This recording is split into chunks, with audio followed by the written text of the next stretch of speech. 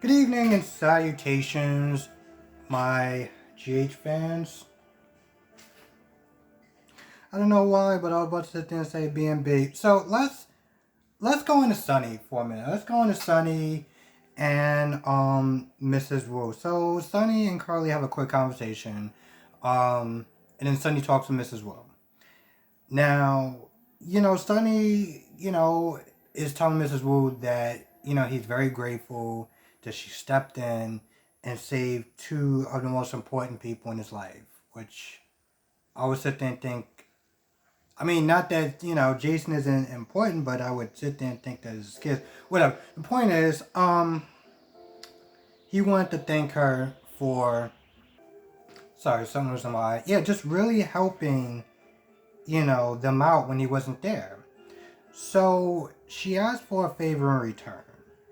And what she asked for is Brad's parole is coming up. And she wanted to know if Sonny can sit there and kind of help, speed that along since he has certain connections. And Sonny says no. And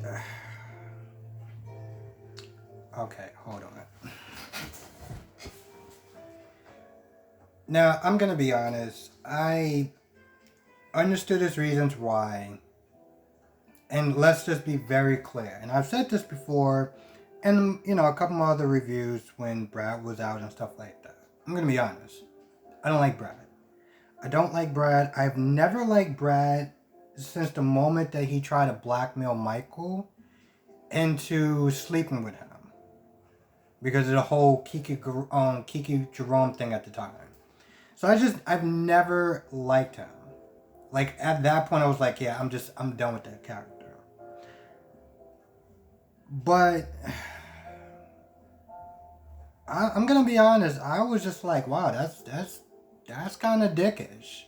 I understood the fact that Sonny was like, if it was just me, it's one thing, but it's about my family and stuff. But here's the thing, though. This is business. This isn't personal. She did you a favor that she didn't have to do. Now, yeah, granted, she wanted to sit there and bet on the winning horse, but she did you something. She did you a favor that she didn't have to do. And for you to sit there and say, well, no, I can't do it because, he did this to my family and that to my family, blah, blah, blah, blah. It's like, alright, I get where you're coming from, and I'm going to be honest, I can't stand Brad. I really can't. But this is about her. This is about her family, her nephew. And for you to sit there and say, well, no, I can't do it because of whatever, is like, bro, you just sat there for a good minute talking about how you practically want to kiss her feet for saving two very important people in your life, and she asks you to do something for her, and you say no? Like, really? I mean, Sonny was like, well, here's what I can do. Okay, I want to hear this. I won't interfere with him getting released, and I won't invoke any retaliation on him.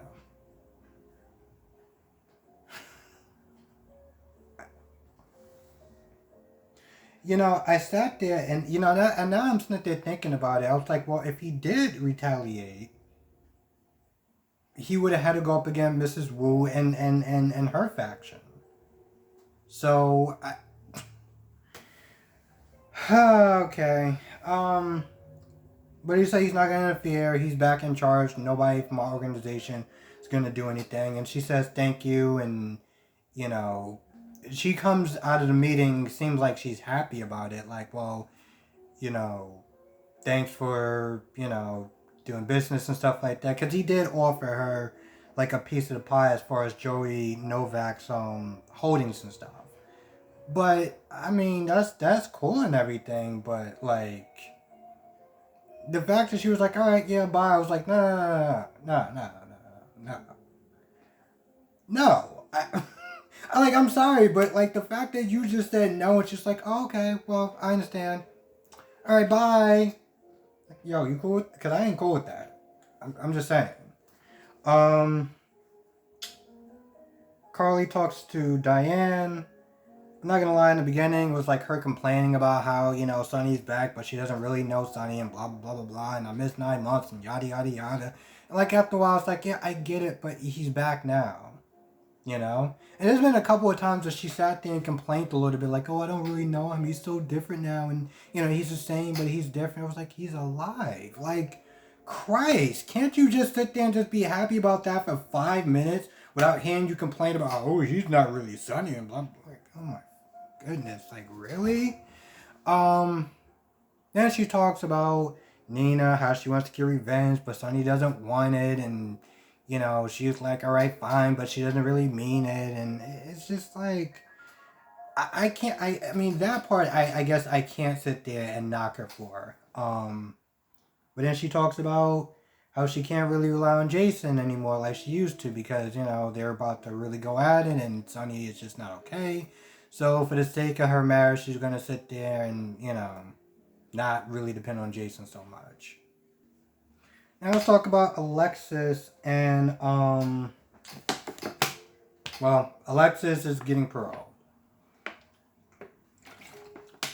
Harmony's there, Diane, I'm about to sit there and say Kelly Monaco. Sam is there, and they're all happy about it, and Sam is a bit rude to Harmony, and Alexis is kind of like, like shocked or whatever. Like she says something later on, like she apologizes for her daughter's behavior and stuff like that, and But I'm just like, yo, listen, she was literally responsible for drugging your daughter and her sister, but you honestly think that she's just gonna be just what? She's y'all just hanging out being buddy buddy and just like, really? Like I'm not gonna lie. Normally, here's the thing. Normally, Sam and her bitchy attitude, I can't stand.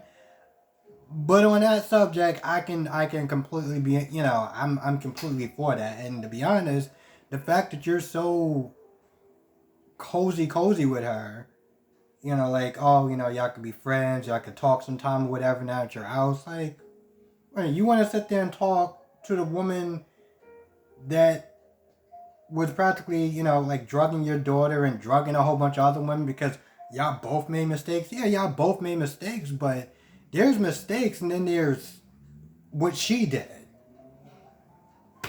Okay, sure. So everyone's happy about it. Nicholas comes in. Nicholas like, yeah, I'm the person that made that happen or whatever. And then Alexis all like, oh well, yeah, you're responsible for shooting Hayden bars. I was like, you ungrateful. Listen. I get that she doesn't like the fact that, in a way, she felt like she had to bend the knee for the fact, for her exchange, her silence or whatever, to be released from prison. She didn't like that. Ethically, it just goes against her. And, she just doesn't like what Nicholas did. And on that note, I can understand. But the fact that she just comes out and, comes out, not the blue, but just comes out and just being like, oh, well, you're the person that shot Hayden Barnes. I was like, and Hayden Barnes is fine. She agreed to work with Nicholas. You're getting out of jail, and yet you want to sit there and be, like, ungrateful about it. Like, are you kidding me? I almost kind of stood there like, do you actually... It feels like you actually want to stay here. And, I mean, for the character's perspective, it was like, all right, fine, I guess I kind of get it to some extent, but... I mean, no offense, but you were kind of a functioning adult somewhat before the heavy drinking start. So let's not sit there and act like you are totally enabled to sit there and, especially since she has family and friends that know about her condition, but whatever. Yeah, I think I kind of covered that more or less. Oh, Sam did actually thank Nicholas. This is after Nicholas, found out that Alexis gave her some advice, and this is the he feels like this is part of the reason why Spencer kind of just turned his back on his like kind of disinherited his father pretty much. He was like, "Yo, you told him to do that," and she was all like, "Oh no, I told him to be his own man." I'm not gonna lie, Alexis, you sound like you don't want to get out of here, okay? Because I'm pretty sure he has connections to sit there and throw your ass back in jail, but okay, sure. Alright. Cam, Esmer, and Spencer. So Spencer is like watching Cam and Esme are talking. Now he's that they're trying to like I guess work up the courage to sit there and be like, hey, by the way, I know you knew me as a prince, you know, kind of rich and well, now I'm not. So you know, he seemed like he's working his nerves or whatever, working his nerves up to sit there and tell her. Um, so he goes in there and he kind of dodges around the question a little bit when Esme was like, all right, so what happened with you and your father? It seems like Cam needs my help with something, so let's get back to work. Let's get back to work. So he kind of dodged the question around for a little bit, but he does eventually tell Cam and Esmir that he pretty much told his dad to shove his inheritance, his money, and his last name because I don't want nothing to do with it. And I'm not gonna lie, Esme was like, "Well, what? Like, what? What did you? What did you just say?" Like, you could tell that she seemed like she was kind of bothered by it. Um, Hell, even Cam was like, "Yo, have you lost your mind? What's wrong with you? Why'd you do that for?" And, you know, Spencer was like, "Oh, well, I know, you know, contrary to popular belief, you know, like I'm getting better at as far as you know doing this job or whatever." And Cam was like, "Yo, you did this job for like what, 1 day? Listen, you lived your whole life privileged, and now you want to sit there and be around the common man. Yeah, I don't think that's gonna work out. I don't think you can actually really handle that kind of lifestyle." Um, she was like, "Yo, I think you lost your mind." And that's when Spencer was like, "So Esme, do you feel the same?" And you know, Esme lies like, "No, I'm proud of you." And of course, you know, when she found out that Trina was the one that gave her advice, she was like, "Oh, Trina gave you advice. Oh, okay." And later on, she's all like, "Oh yeah, I got to get to know this trainer more." Cam and Spencer do talk about they bring up the whole no sex with Jocelyn thing. Um, you know, Cam's like, "Oh, you know, we've been busy in school, and her dad's been back, her stepdad's been back, so it's been a little kind of crazy. You know, it's been a little kind of crazy." Um, I think that's about it for more or less. You know, Esme lied. She was all like, "Oh, I'm proud of you," and blah blah blah blah. I'm like, you damn liar. You liar. Maybe this, and you know, my whole thing is like,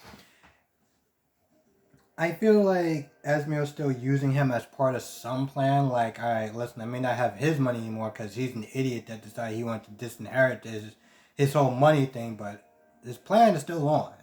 Um, Now, I would like to sit there and say that I hope this plan doesn't sit there and take, I don't know, 2 or 3 more months. But we are talking about GH, and how long has Sonny been missing for? Yeah.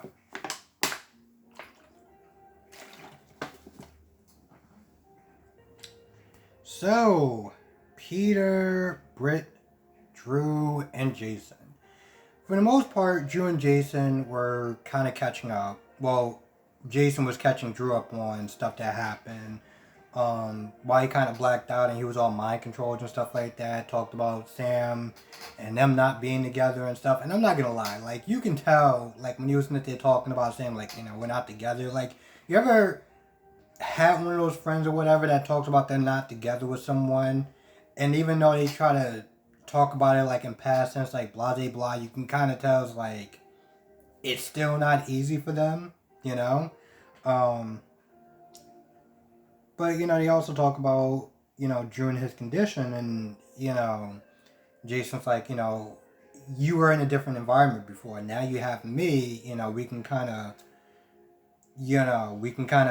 turn the tables or whatever. Like this whole like he shifted the playing field.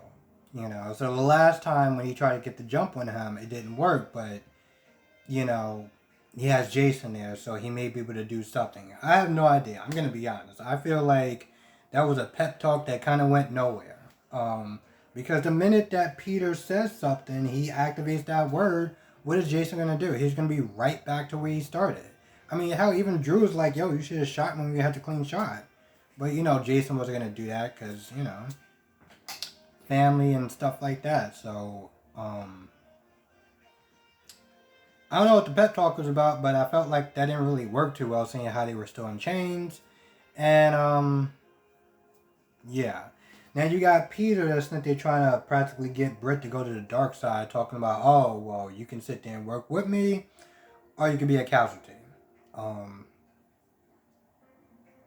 yeah, that was pretty much about it. He was like, yo, listen, you either gonna be with me, or you're gonna be against me. And honestly, tell you the truth, we ain't that close, so I'm cool with either one, you know. And then towards the end, Britt brings in well, Peter and Britt goes into the holding cell with Jason and Drew are. And it seems like Peter has like one game to play, one last game to play or whatever. And he's all like, oh, well, you know, because Drew's all like, oh, I'm going to kill you. He's like, oh, no, you're not going to be doing that. But somebody's going to be dying today, though. Okay? Somebody's going to be dying today. And you see in the previews, it looks like Drew's going to sit there and try to get, it looks like Peter's going to sit there and try to get Drew to kill someone. Now,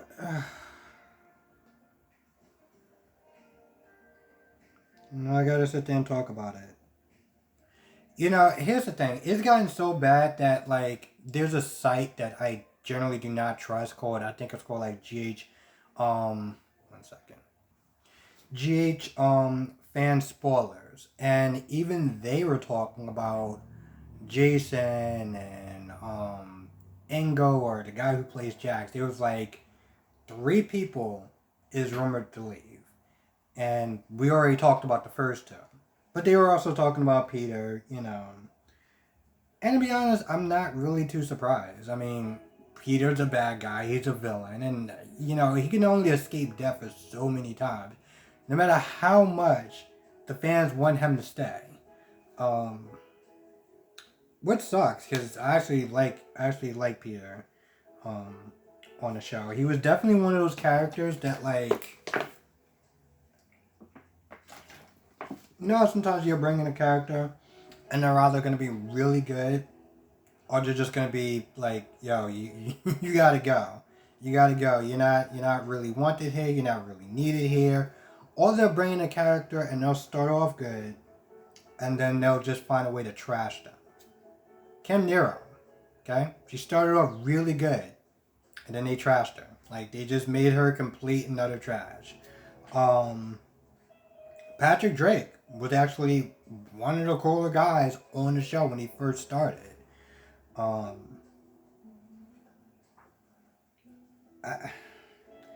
For me, I felt like they kind of turned him to somewhat trash after the whole Robin thing. Like, after he cheated on Robin with the other nut job of a doctor. And then, you know, he was with Sam and everything like that. And at that point, I was like, all right, bro, you just need to be on another show at this point. Which he is, so that's great. But, you know, again, Peter's one of those characters that, like, he's a great character. So it would suck for him to leave. And again, we already talked about Jason and Ango, whatever. And I'm not going to lie, I kind of sit there and was like, you know, wasn't Steve on Y&R for a little bit? I remember him being on Y&R for a little bit. And granted, I didn't watch it at the time, but I'm gonna be honest. If they somehow bring him back on Y&R, I may actually have to watch that too, a lot more. I know Engo was on Bold and the Beautiful, I think. So, I mean, I'm cool with that, depending on what kind of character he plays. I want to ask a question. Given what we know, or given the rumors that is going on, because I'm not gonna lie, when I got home or whatever, and I was getting ready to watch it, and I knew who the characters were gonna be on, like, part of me was like, all right, now that I know that they may wind up going at any point in time, I was like, I didn't know if I should be more invested in them or less invested in them, you know? Especially with Jason, because now with the rumors and Peter is like, he may actually get killed off. Like, there's a real possibility that he can get killed off, and I'm gonna be honest, I'm not okay with that. But also, I'm like, should I should I really? I don't want to sit there and say should I really care, but it's like knowing. Okay, it's like Nathan. When I knew, because I knew a little bit before that he was gonna be excellent on the show. I knew. So when they did his death scene, I was just so much like, I don't care. I legit did not care.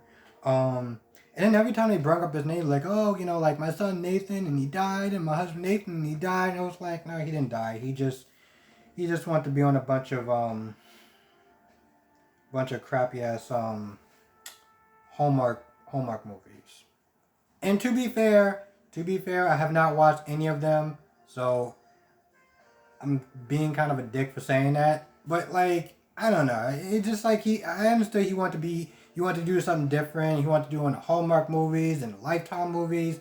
And on a side note, because I just actually said that if there's any good Lifetime or Hallmark movies that you think is good, I will legit watch it because it is coming up to holidays and it seems like it's perfect time for that. So if there's any Lifetime movies or Hallmark movies that anyone wants to suggest, I will literally sit there and find a way to watch them, or at least watch two. I don't know. I felt like especially Lifetime movies, had a really bad reputation back in the 90s. Like a really bad reputation back in the 90s. And I know that stuff improved over time, and even with Hallmark or whatever. So I'm willing to give it a chance, but I don't know. My point is, like, I was just less invested because I knew that he was excellent. So it was like I didn't care. And knowing that there's a possibility that, Steve may be leaving, is like, should I really care? And he's one of my guys. Everyone knows he's one of my guys. But I'm just like, eh. I think that's about it. If I missed anything, please write it down in the comment section below. I want to thank you for watching. Be safe, and I will see you on the next video.